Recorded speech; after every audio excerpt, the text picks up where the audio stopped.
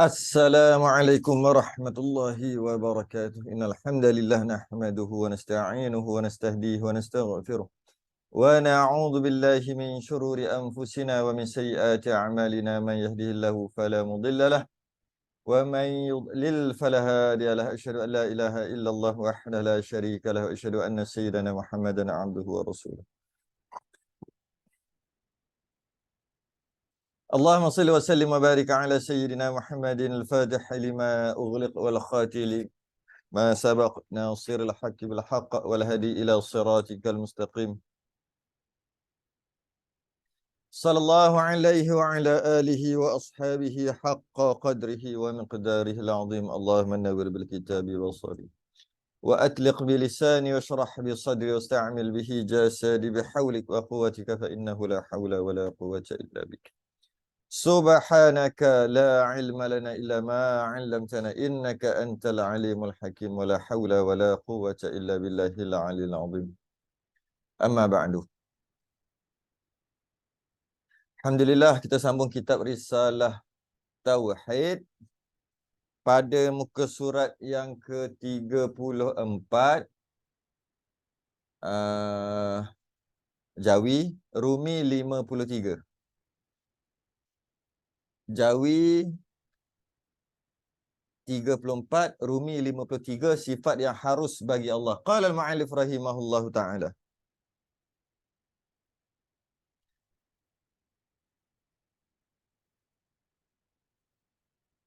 Sifat yang harus pada Allah Ta'ala. Setelah kita selesai membicarakan tentang 20 sifat yang wajib bagi Allah, kita sambung 20 sifat yang mustahil bagi Allah. 40.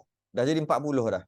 Habis sambung kita sifat yang harus pada Allah Ta'ala.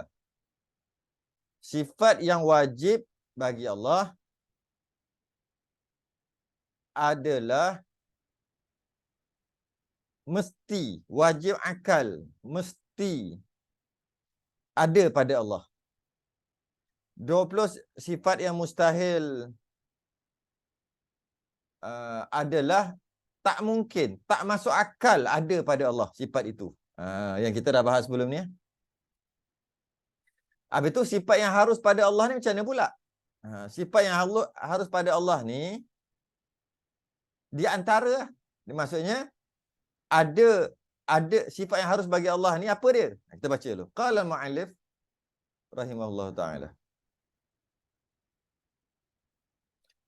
Adalah sifat yang harus pada hak. Sifat yang harus pada hak Allah Ta'ala hanya satu jua, iaitu memperbuat segala kejadian atau tiada memperbuat akan dia. Satu aja. Apa sifat yang harus bagi Allah? Buat ataupun tak buat. Menciptakan ataupun tidak menciptakan makhluk. Maka lawannya wajib Tuhan menjadikan alam atau meninggalkan daripada menjadikan dia. Wajib yang mustahilnya, wajib akal. Tuhan menjadikan alam, wajib dia jadikan alam. Bila wajib akal Tuhan menjadikan alam ini, jadi makna kena paksa, wajib. Ataupun wajib meninggalkan daripada menjadikan dia. Lagi tak logik. Wajib Allah tak jadikan alam ni. Allah itu mesti tak jadikan alam ni. Lagi tak logik sebab alam ni dah ada. Ataupun wajib Allah buat alam ni. Pun mustahil juga. Itu yang dikatakan kat sini. Adalah sifat yang harus pada hak Allah Ta'ala itu satu jua, iaitu Allah boleh kalau nak buat apa-apalah. Dan Allah boleh kalau tak nak buat.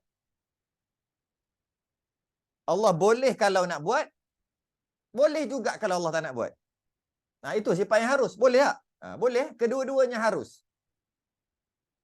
Jadi, dalil harus Allah buat makhluk ataupun harus. Harus ni boleh tukar perkataan lain. Boleh. Harus tu boleh lah. Dalil Allah boleh Allah buat makhluk. Boleh Allah menjadikan makhluk. Dan dalil boleh Allah tak jadikan makhluk. Apa dalilnya? Kalaulah wajib bagi Allah buat sesuatu, wajib bagi Allah buat sesuatu, maka kena paksa kat situ. Maka Allah kena paksa. Mustahil Tuhan-Tuhan ni kena paksa. Kalau kata kalau kata mustahil Allah jadikan sesuatu makhluk, mustahil juga. Kenapa? Kerana makhluk dah ada, kita dah ada. Macam mana kita kata mustahil Allah jadikan? Maka kalau wajib pun tidak, mustahil pun tidak, tinggal satu je, iaitu harus. Kita dah bahas dah sebelum ni, ada 3 kan? Wajib akal, mustahil akal, harus akal. Maka kalau wajib pun tidak, mustahil pun tidak. Kalau kata wajib Allah jadikan, jadi wajib Allah jadikan makhluk, secara automatik makhluk tu jadi wajib ada. Wajibul wujud, wajib ada. Kalau makhluk tu wajib ada, kenapa makhluk tu daripada tak ada kepada ada? Dia agak susah sikit nak faham yang ni. Kalau kita tak khatam 40 sifat yang sebelum ni, yang ke-41 ni, sifat yang ke-41. Kalau tak khatam 40 tu, kalau duk main ponteng-ponteng, kejap datang, kejap join, kejap tak join, kejap join, kejap tak join, memang payah sikit nak faham lah. Dalam bab ni.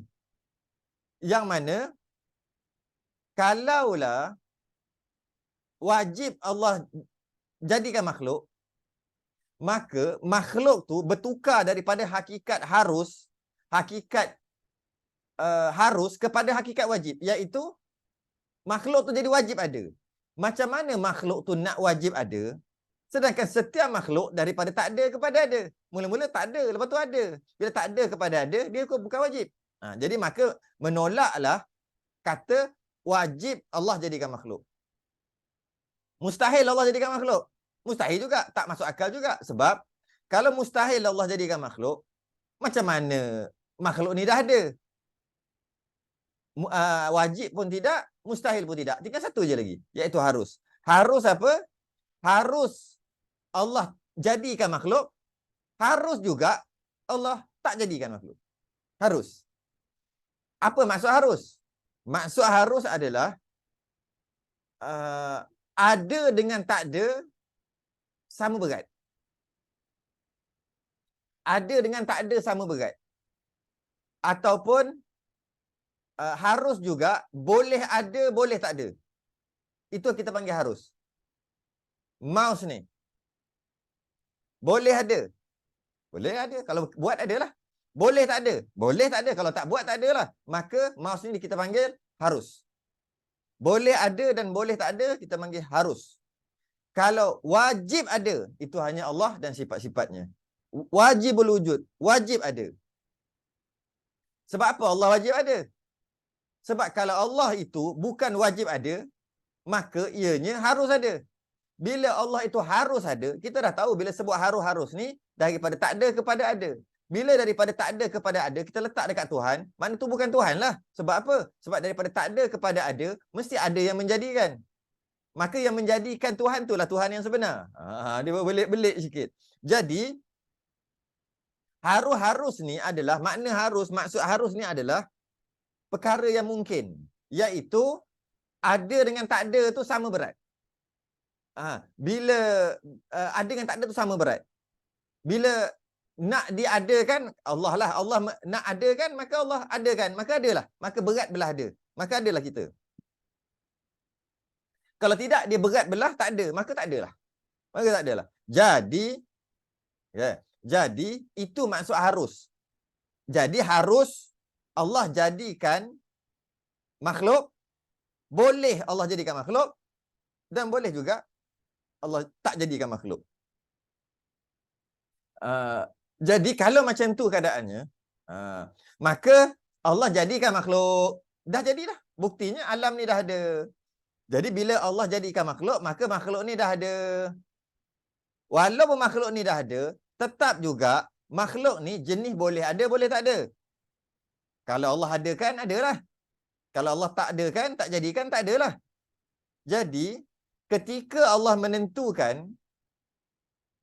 kita hidup, waktu tu Allah tak menentukanlah kita mati. Ni nak bagi tahu, nak faham berkaitan dengan harus ni. Harus ni. Bila harus ni ada dengan tak ada tu sama berat. Apabila sama berat tu maksud, itulah maksud harus. Ada dengan tak ada tu sama berat. Itulah kita. Tiba-tiba kita dah ada. Makna ada yang memberatkan belah ada. Iaitu Allah lah yang memberatkan belah ada. Maka adalah kita. Bila kita ada, maka mustahil lah kita tak ada. Ketika kita ada tu, mustahil kita tak ada. Sedangkan kita ni tak mustahil ada, tak mustahil tak ada. Kena dengar betul-betul. Kita ni harus boleh ada, boleh tak ada. Kita ni. Apabila Allah ada kan adalah. Kalau Allah tak ada kan tak adalah. Ya. Yeah. Bila Allah adakan kita, mustahil Allah tak adakan kita. Maknanya kita faham, bila Allah tentukan, Allah hanya tentukan satu aja. Allah hanya tentukan satu. Bila Allah tentukan hidup dengan mati, sama banyak. Apabila Allah tentukan kita ni hidup, makna Allah tak tentukanlah kita ni mati. Mustahil Allah tentukan kita ni mati dalam masa yang sama hidup. Mana boleh?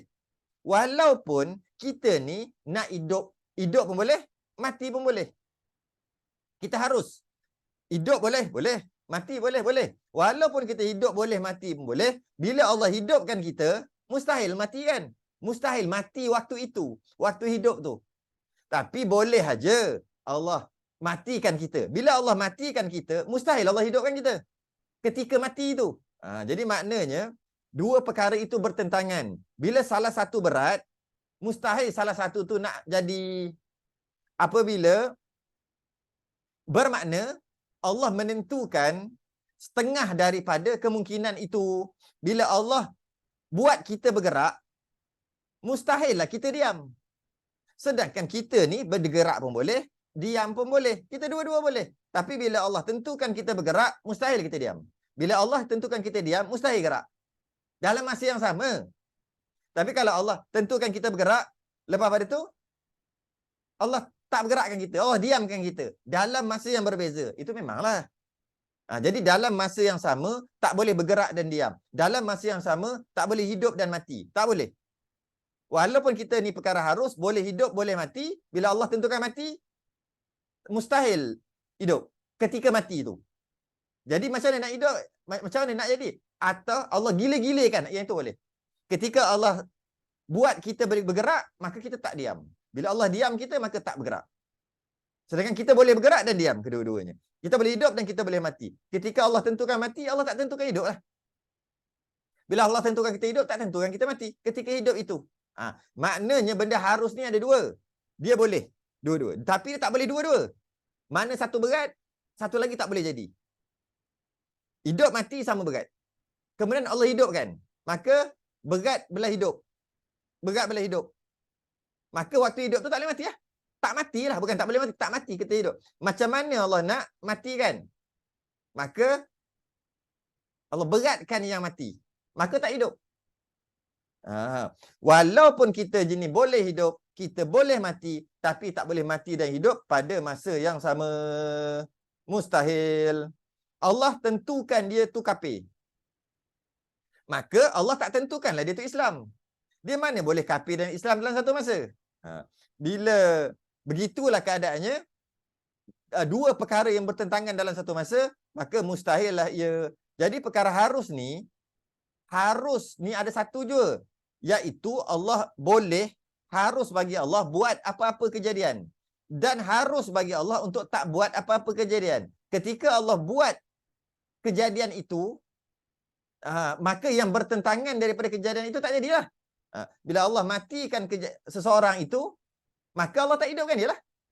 Bila Allah hidupkan dia, maka tak matikan. Maka kita istilah dia panggil, Allah menentukan sebahagian dari perkara harus. Sebahagian, bukan kedua-dua, sebahagian. Sebab kalau kedua-dua, mustahil.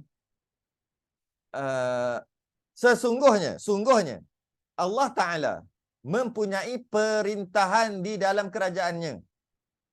Allah mempunyai perintahan kerajaan.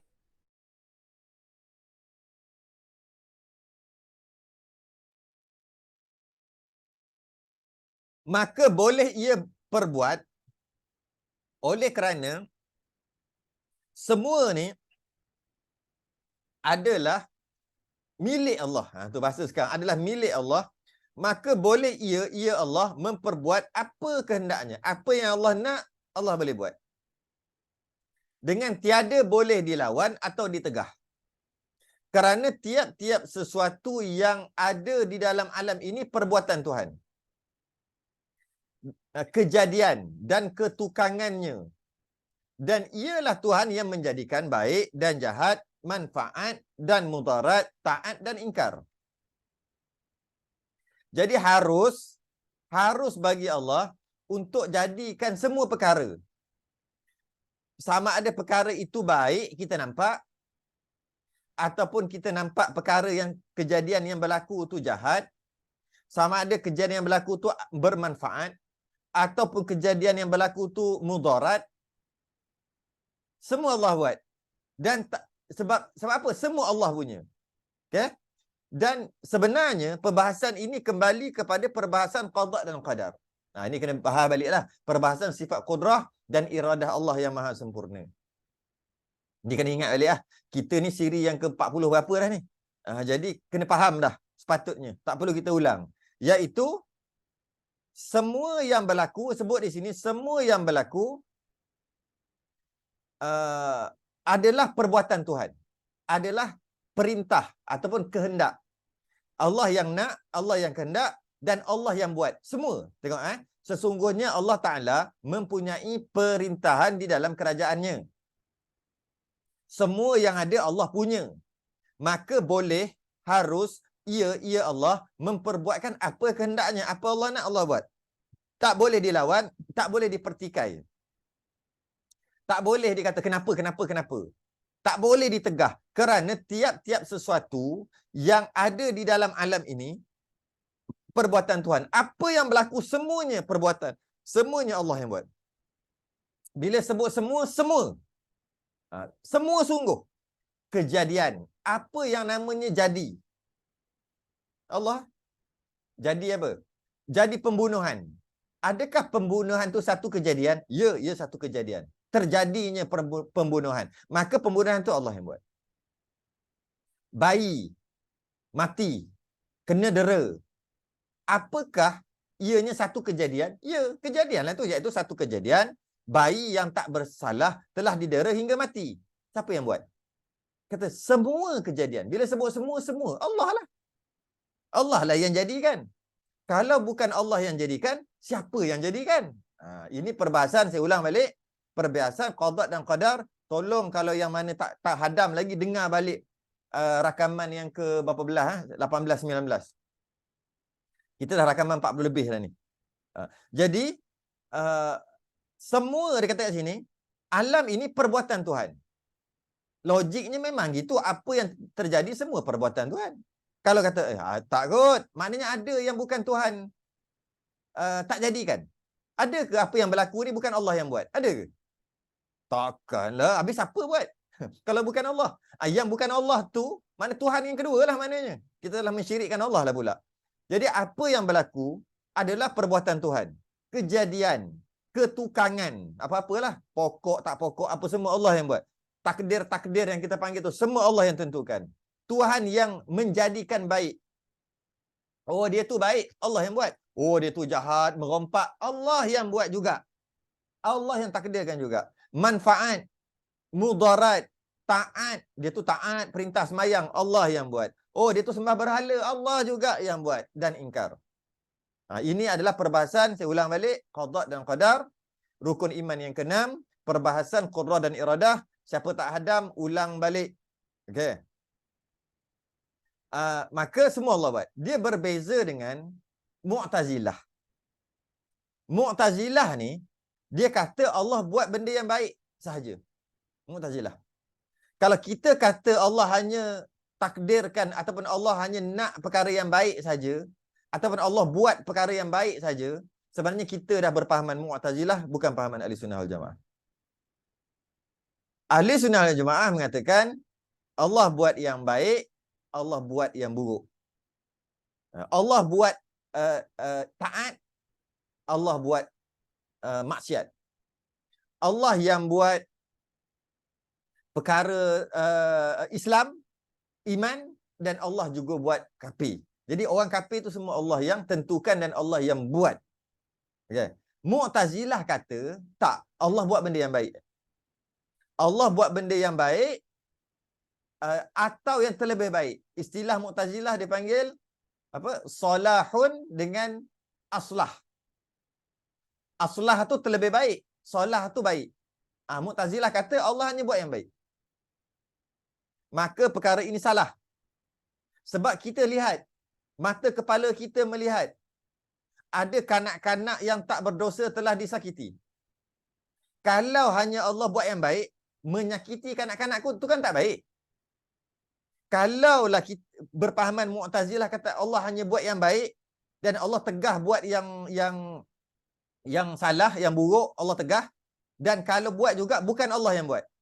Itu pemahaman Mu'tazilah. Jika begitulah, tak apalah, kita ambil lah pahaman tu. Allah hanya buat yang baik aja, yang taat semua Allah buat. Yang buruk-buruk yang Allah larang, Allah tak buat. Kenapa pula Allah nak buat sedangkan Allah larang? Konon-konon dia logik dia lah. Itu sebenarnya pahaman Mu'tazilah. Kita tengok. Kalau Allah buat perkara yang baik sahaja, kanak-kanak yang disakiti, siapa buat? Bukan Allah buat. Kalau bukan Allah buat, siapa buat?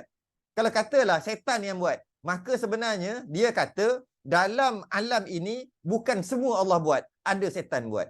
Oh. Dia telah mentuhankan setan ke apa? Ada ke dalam perkara yang terjadi bukan Allah yang buat? Tak ada. Semua Allah buat. Sebab tu namanya Tuhan. Okey. Apa perkara-perkara bala, tanah runtuh, mati, gempa bumi, semua itu terjadi, siapa buat?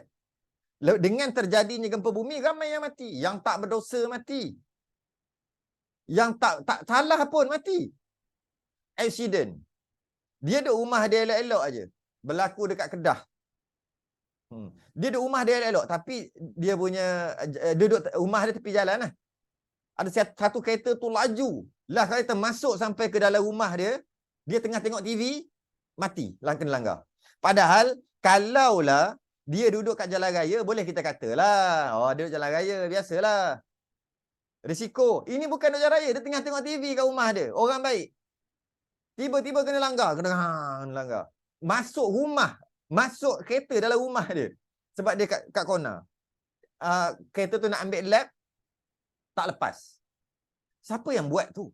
Benda tu benda. Kalau Mu'tazilah kata Allah buat, adakah orang baik-baik, duduk diam-diam, tak kacau orang, tiba-tiba kena langgar benda tu baik? Maka tu sebab itulah pahaman Mu'tazilah ni salah. Kalaulah betul Allah hanya buat yang baik saja, maka tak adalah orang sakit. Sebab sakit ni kan tak elok. Semua orang tak sakit lah. Kenapa ada orang sakit? Sebab Allah buat sakit dan Allah buat sihat. Dua-dua Allah buat. Tapi Mu'tazilah kata tidak, Allah hanya buat yang baik. Maknanya Allah hanya buat sihat. Habis kenapa ada orang sakit? Siapa yang buat sakit tu? Kalaulah Allah buat yang baik semua, maknanya semua tak sesat. Semua di jalan yang benar. Semua beriman. Tapi kenapa ada orang beriman, ada orang tak beriman? Maknanya Allah buat orang beriman dan Allah buat juga orang tak beriman. Kalau kata Allah buat yang baik macam pahaman Mu'tazilah, kenapa ada orang tak beriman? Orang yang tak beriman tu siapa buat? Orang jahil. Kenapa ada jahil? Kalau Mu'tazilah kata Allah hanya buat yang baik, jahil tu tak baik. Kenapa ada orang jahil? Sebab Allah buatlah. Sebab tu menolak pahaman Mu'tazilah. Pahaman Mu'tazilah. Ada satu hikayat, ada satu cerita. Saya nak ambil satu cerita berkaitan dengan perkara yang harus ni. Cerita ni dihikayatkan, saya nak cerita je, nak baca laju-laju je. Berkaitan dengan perkara yang harus bagi Allah. Allah buat perkara baik saja ke Allah buat perkara baik dan perkara yang tak baik? perkara yang buruk. Adakah Allah buat juga? Nak tolak pemahaman Mu'tazilah. Dan dikayatkan bahawa adalah Abul Hasan Al-Asy'ari pada satu hari serta gurunya Jubba'i. Mu'tazilah Jubba'i ni asalnya Imam Abul Hasan Al-Asy'ari, dia berguru dengan bapa angkat dia namanya ataupun guru dia Jubba'i.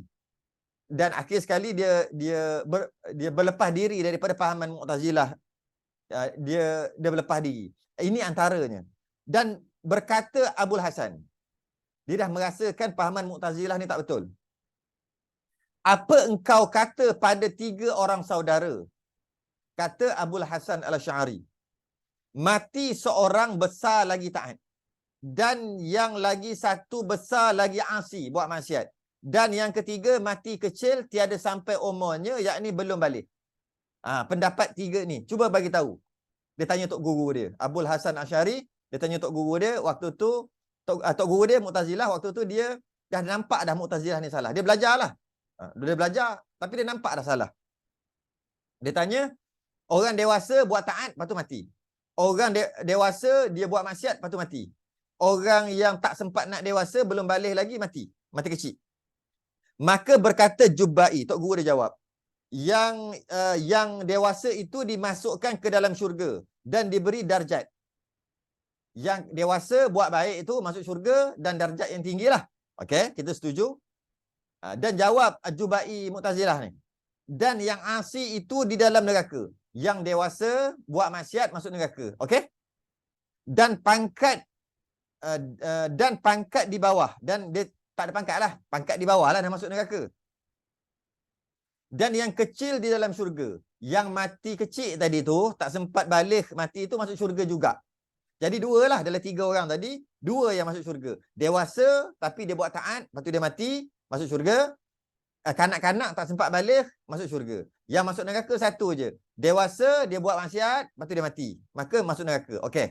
Maka kata Asy'ari, kata Imam Abul Hasan Asy'ari, adakah sama darjat dengan yang taat itu atau tiada? Adakah sama darjat dia yang taat dengan yang tak taat tadi? Maka kata Jubba'i, tak samalah. Sebab yang taat lagi tinggi daripada yang tak taat. Kerana yang taat tadi tu berbuat amal soleh. Maka bila dia buat amal soleh, maka dia naiklah darjat. Yang tak buat amal soleh, tak naiklah darjat dia. Maka berkata Asy'ari, maka berkata macam mana yang kecil? Yang kecil tadi. Kalau macam tu kau kata, yang besar buat taat masuk syurga, yang kecil tak sempat buat taat lah tapi belum balik masuk syurga juga, yang dewasa tapi buat maksiat masuk neraka. Okey? Yang kecil tu kata, maka berkata yang kecil, hai Tuhanku. Ini kejap, sebelum kita nak bahas ni, kita kena faham dulu. Mu'tazilah dia berpahaman Allah hanya buat benda baik. Benda jahat Allah tak buat. Kat situ, point dia kat situ. Hanya benda baik, benda jahat Allah tak buat. Allah hanya buat benda baik saja. Benda jahat, benda maksiat bukan Allah yang buat.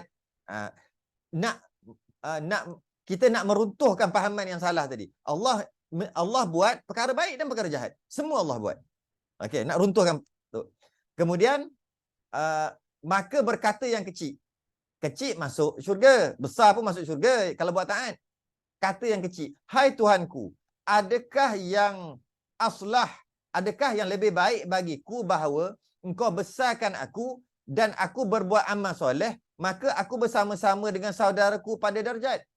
Kata yang kecil, ya Allah, kenapa engkau tak biarkan aku dewasa dan engkau takdirkan aku buat yang baik-baik, dan nanti aku boleh duduk dengan saudara aku yang kata dewasa buat taat tadi sama darjat.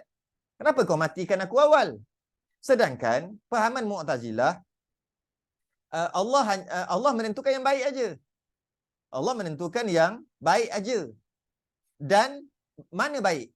Matikan kecil ataupun jangan matikan kecil-kecil, biar dewasa dan buat taat.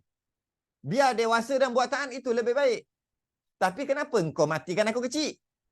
Sedangkan sepatutnya engkau kena biar aku dewasa dan engkau takdirkan aku buat taat.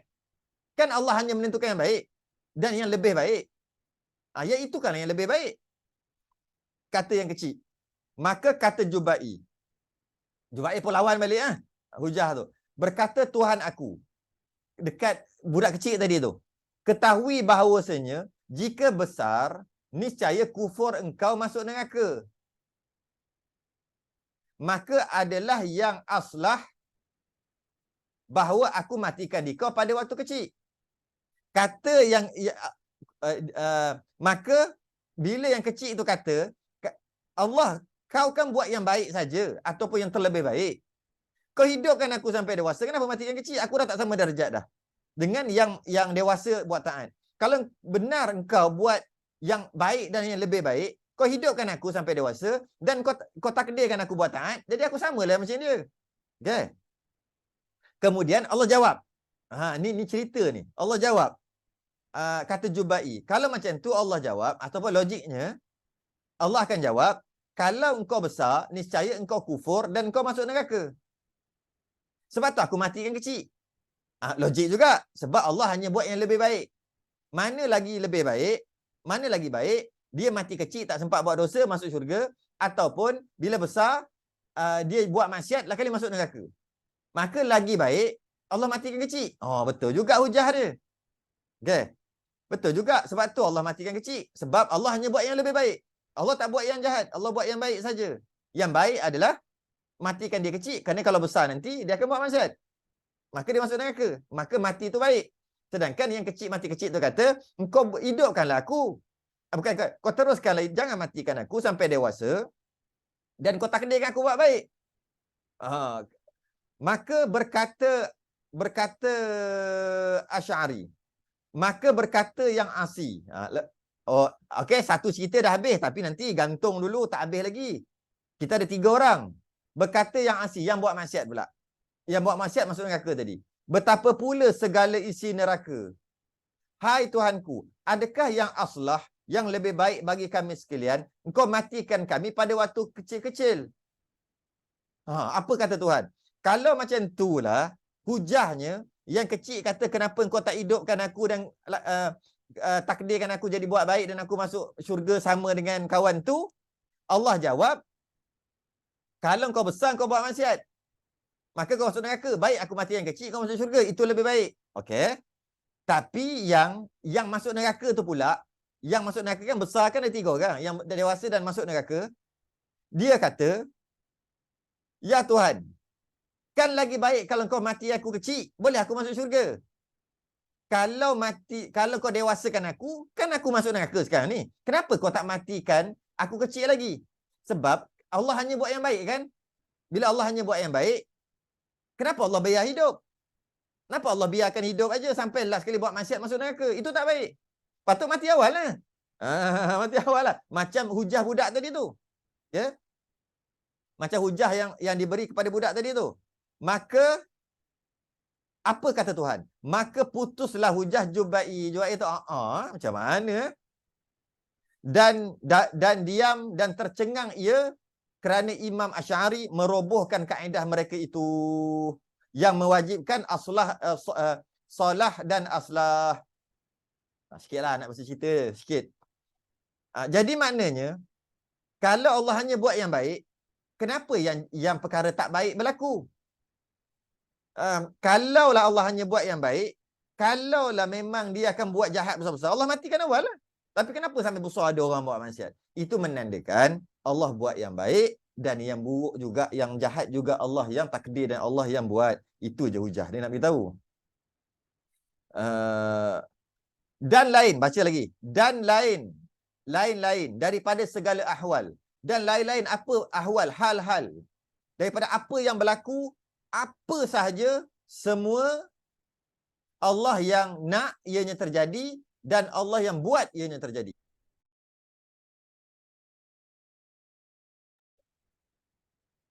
Maka kesemuanya itu harus pada Tuhan.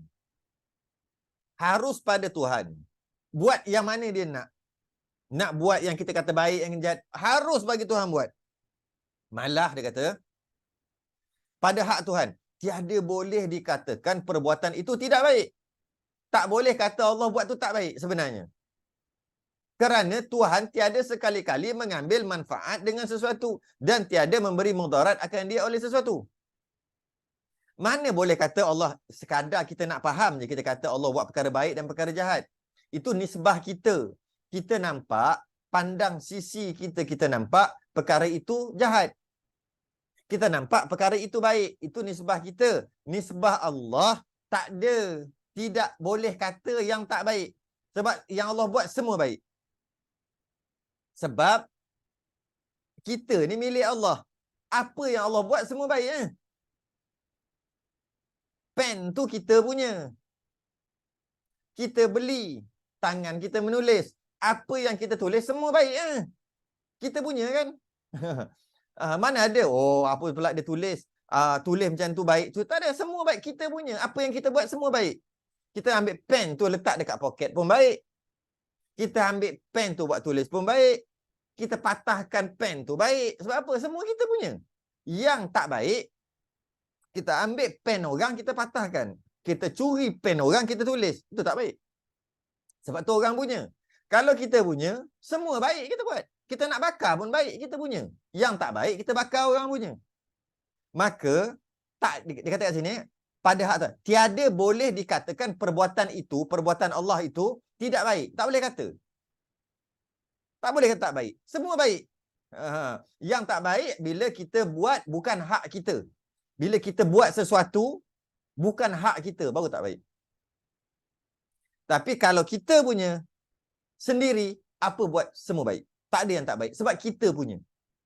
Okay. Jadi, harus pada hak Allah, maka kesemuanya itu harus pada hak Tuhan. Harus Allah nak buat.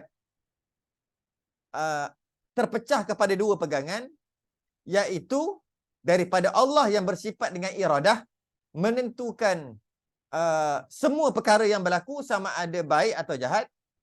Dan apabila sampai masanya yang ditentukan oleh Allah tadi, maka berlakulah apa yang Allah nak tadi, berlakulah ianya daripada perbuatan Allah yang bersifat qudrah. Ini juga perbahasan kembali kepada qudrah dan iradah balik.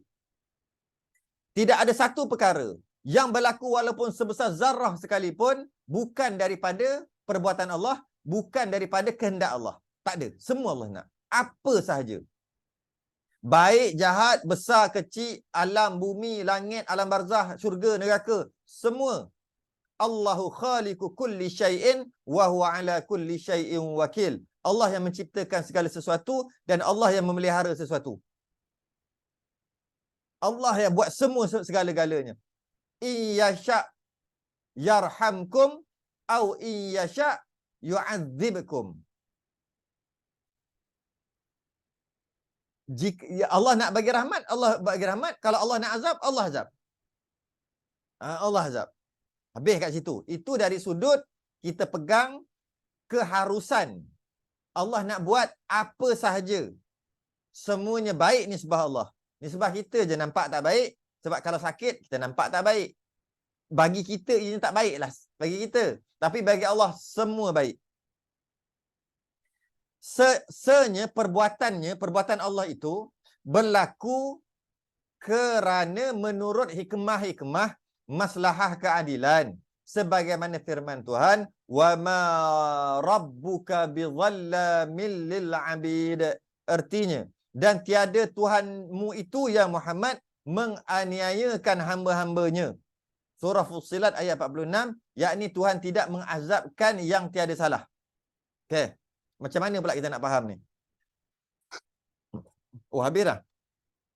Macam mana kita nak faham? Walaupun yang pertama dari sudut keharusan, kebolehan, semuanya Allah boleh buat. Okay. Allah buat sama ada perkara tu baik, sama ada perkara tu buruk, semua Allah buat walaupun sebesar zarrah. Malah syurga neraka sekalipun, Allah yang nak dan Allah yang buat. Seorang tu masuk syurga nanti, Allah yang nak dia masuk syurga. Dan Allah yang buat dia masuk syurga. Seorang tu akan masuk neraka nanti, Allah yang nak dia masuk neraka. Dan Allah yang buat dia masuk neraka. Okay, itu pahaman ahli sunnah wal jamaah. Macam mana pun dia kata, perbuatan yang berlaku tu menurut hikmah-hikmah maslahah. Keadilan. Maslahah keadilan. Macam ni. Adapun pada syarak, maka apabila Allah berjanji, maka dia jadi wajib akal balik. Asal dia gini, kita dah belajar awal-awal lagi tu. Dia ada wajib akal. Dia ada wajib adat. Dia ada wajib syarak. Ini masa kelas yang ke-5 ke-6 hari tu. Lama. Kalau yang itu tak hadam, yang ni pun tak boleh nak faham. Sebelum ni kita dah bahas wajib akal lain, wajib adat lain, wajib syarak lain. Wajib akal ni maksud tak masuk akal. Wajib akal. Wajib adat ni adatnya biasa tak berlaku. Tapi boleh berlaku, harus pada akal berlaku. Perkara yang wajib adat. Contohnya, kucing bertanduk. Kucing bertanduk bukan tak masuk akal. Kucing bertanduk mustahil akal. Mustahil adat. Kucing bertanduk mustahil adat. Tapi harus pada akal. Itu kalau tak faham, memang tak boleh nak faham lah perbahasan kita lepas ni. Okay. Jadi, wajib akal tak boleh terima akal. Contohnya Allah itu lemah. Masuk akal? Allah itu jahil. Tak masuk akal. Mustahil akal Allah itu jahil. Allah mesti ada sifat ilmu. Wajib akal Allah ada sifat ilmu. Okey. Itu wajib akal. Wajib adat biasanya ianya tak terjadi. Tapi harus pada akal untuk ianya terjadi. Biasanya orang tak boleh terbang. Orang perlukan oksigen untuk hidup. Itu dipanggil wajib akal. Wajib kena ada oksigen untuk hidup manusia ni. Tapi harus pada akal, tak ada oksigen pun boleh hidup. Wajib pada adat, kena ada oksigen. Okey. Ada satu lagi, wajib syarak dia panggil. Wajib syarak. Wajib syarak ni yang ada dalam Quran. Yang pertama, wajib syarak ni adalah buat dapat pahala, tinggalkan berdosa. Itu dipanggil wajib syarak. Dan wajib syarak juga yang ada dalam Quran. Contohnya,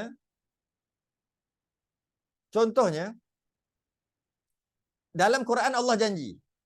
Tu tengok tu. Kerana menurut hikmah-hikmah maslahat keadilan. Sebagaimana firman Tuhan, "Wa ma rabbuka bidzallamin lil 'abid." Artinya dan tiada Tuhanmu itu ya Muhammad menganiaya hamba. Innallaha la yukhliful mi'ad. Allah tidak memungkiri janji.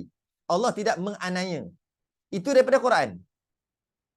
Sedangkan dari sudut akal, boleh je Allah nak aniaya. Boleh je orang yang buat taat Allah masuk dalam neraka. Boleh je orang yang kafir masuk ke dalam syurga. Dari sudut keharusan tu, kebolehan. Boleh je, Allah Maha Kuasa. Harus pada akal. Tapi Allah ada janji. Bila Allah ada janji, Allah janji apa? Janji keadilan. Ataupun janji tidak menganiaya hamba. Dengan maksud Allah janji baik. Jadi bila Allah janji baik, janji itu mana kita tahu dalam Quran. Bila dalam Quran Allah janji baik, kita dapat tahu daripada Quran, dia panggil wajiblah apa yang Allah janjikan tu. Wajib apa? Wajib syarak. Wajib syarak. Kenapa kata syarak? Bukan wajib akal. Allah janjikan orang yang beribadah masuk ke dalam syurga. Itu bukan wajib akal asalnya. Itu wajib syarak. Syarak-syarak ni Quran hadis. Sebab boleh je dari sudut akal, dari sudut kehendak dan kekuasaan Allah, boleh je Allah nak masukkan, walaupun dia ibadah, Allah masuk ke neraka. Walaupun dia kafir, Allah masuk syurga. Boleh aja. Allah Maha Kuasa kan? Okey. Tapi ada janji. Bila ada janji, iaitu Allah pertama janji baik. Yang kedua janji ancaman, janji buruk. Janji ancaman, janji buruk. Yang pertama janji baik, yang kedua janji buruk. Kita ambil janji baik dulu. Dan Allah janji baik. Bila Allah janji baik, Allah dah janji baik dalam Quran, maka kita panggil wajib syarak. Wajib syarak. Yeah. Dan Allah janji baik apa? Allah akan balas baik, balas syurga siapa yang patuh pada perintah Allah, siapa yang buat ibadah dan sebagainya. Allah janji baik. Dalam Quran ada maknanya wajib syarak. Wajib syarak, Allah janji baik. Okay. Adakah boleh, adakah harus pada akal Allah memungkiri janji? Sedangkan Allah sendiri kata innallaha la yukhliful mi'ad. Allah tidak mungkir janji. Dan banyak janji-janji baik yang Allah bagi tahu. Buat begini Allah janji baik, janji baik, janji baik. Okey. Adakah menyalahi janji Allah tadi tu harus? Adakah harus Allah menyalahi janji? Allah menyalahi janji baik itu satu kekurangan. Dan kekurangan itu mustahil. Mustahil akal ada pada Allah. Kan kita kata, dekat Allah semua sempurna, tak ada yang kurang. Bila Allah janji ya baik, janji baik kan bukan janji jahat, bukan janji ancaman. Janji jahat tu janji ancaman kan, janji neraka. Bukan janji jahat, janji baik saja. Jika Allah janji baik, buat begini-begini aku bagi baik, dan Allah kata aku tak mungkir janji. Okey. Dia jadi wajib syarak sebab dalam Quran. Adakah harus Allah memungkiri? Mustahil Allah mungkir. Mustahil apa? Mustahil akal Allah memungkiri janji. Janji baik dia tu. Kenapa? Sebab bila Allah janji baik, kemudian Allah mungkiri janji itu. Bila memungkiri janji baik, dia satu kekurangan. Kuranglah tu. Janji baik, tiba-tiba mungkir janji baik dia mungkir. Itu satu kekurangan. Maka mustahil bagi Allah ada kurang. Maka mustahil bagi Allah memungkiri janji. Okay. Dia berbeza dengan janji seksa. Janji ancaman neraka tu beza. Allah janji buat jahat begini masuk neraka. Akan dimasukkan ke dalam neraka. Tu janji seksa, janji jahat lah. Tadi janji baik, ni janji jahat, janji seksa, ancaman. Allah ancam. Bila Allah dah janji, betul Allah janji buat begini, Allah akan masukkan ke dalam neraka. Adakah harus bagi Allah untuk memungkiri janji tadi? Tadi kan? Tadi kita kira harus tak bagi Allah untuk memungkiri janji baik dia. Akhir sekali keputusannya adalah mustahil Allah memungkiri janji baik dia, kerana memungkiri janji baik adalah satu kekurangan, mustahil Allah itu kurang. Ini lain pula. Adakah harus bagi Allah memungkiri janji jahat dia? Janji seksa tu lah, janji jahat tu. Adakah harus? Maksudnya Allah janji nak masukkan dalam neraka. Patut Allah mungkiri janji. Allah tak masukkan dalam neraka. Adakah mustahil? Tidak. Tidak. Harus bagi Allah, ataupun tidak wajib akal, ataupun harus bagi Allah untuk memenuhi janji dia. Kan dia janji buat jahat ancam seksa kan, ancam seksa, buat jahat ancam seksa, kafir kufur ancam seksa. Tak, kufur tak boleh, kufur nanti dulu, kufur selain kufur. Buat jahat ancam seksa, buat begini-gini ancam seksa. Adakah harus Allah memungkirinya? Adakah harus Allah mematuhinya? Iyalah, pastilah Allah mematuhi, sebab Allah dah janji buat begini, Allah ancam seksa.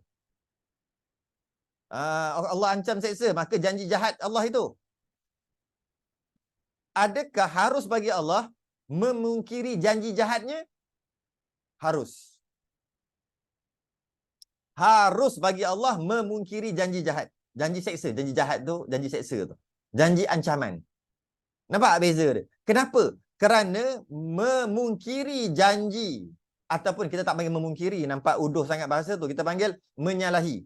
Menyalahi janji buruk, menyalahi janji ancaman, janji jahat tadi tu, adalah menambahkan kesempurnaan Allah. Adalah menambahkan kesempurnaan Allah. Allah janji, engkau buat maksiat gini, aku masukkan ke dalam neraka. Itu janji Allah. Bila orang tu buat juga, Allah orang tu buat juga. Maka Allah janji dah nak masuk dalam neraka. Allah masuk, Allah seksa. Settle. Tiba-tiba boleh juga Allah tak seksa, tak jadi. Allah masukkan dalam syurga. Adakah dengan Allah menyalahi janji dia, orang buat jahat, Allah masukkan ke dalam neraka diseksa. Tiba-tiba Allah menyalahi janji dia, Allah masuk dalam syurga. Adakah itu satu kekurangan? Tidak. Itu adalah satu kelebihan. Itu adalah satu menambahkan kesempurnaan Allah.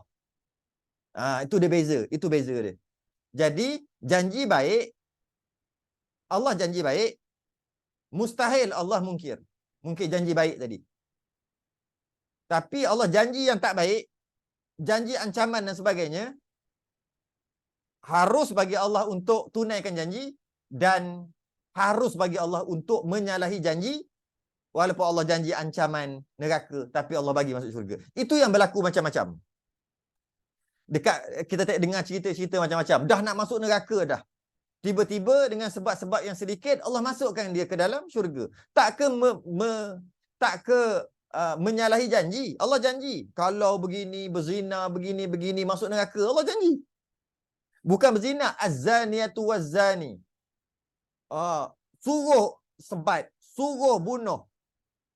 La taqrabu zina, jangan hampir zina. Bukan zina, hampir zina pun jangan. Tiba-tiba dia tu pelacur.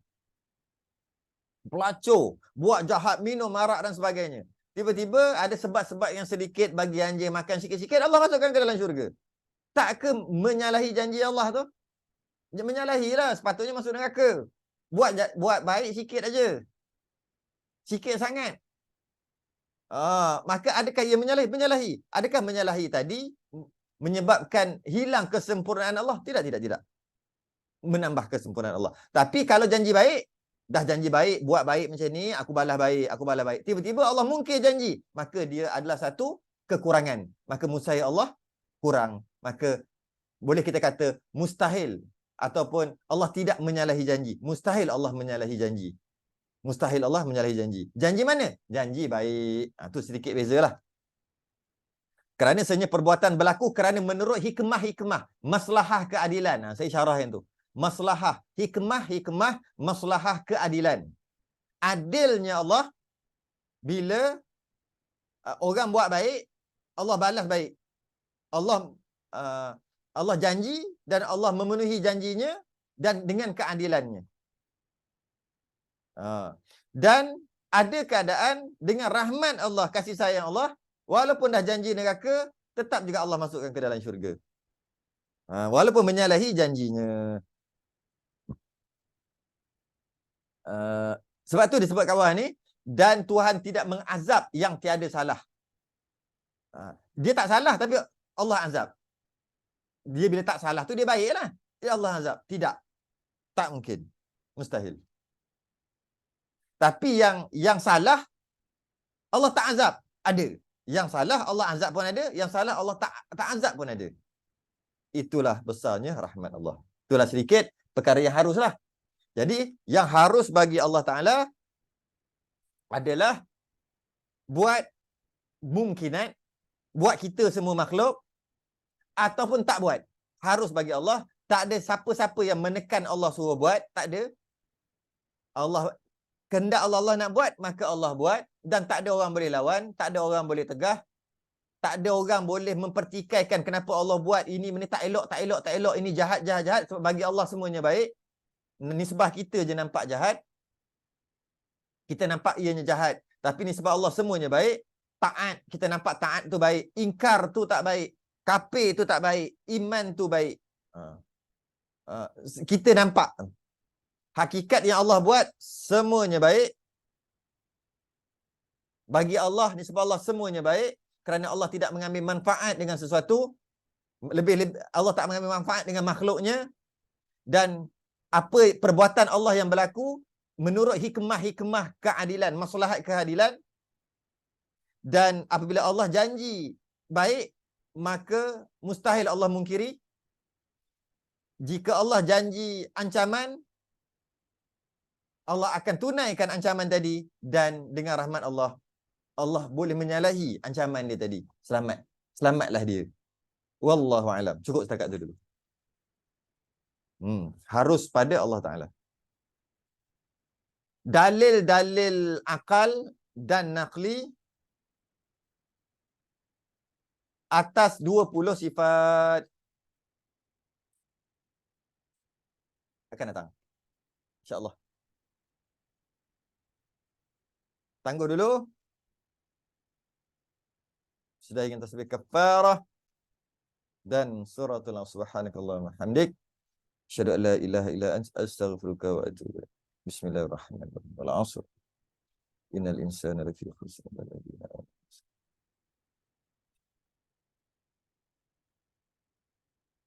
Assalamualaikum warahmatullahi wabarakatuh.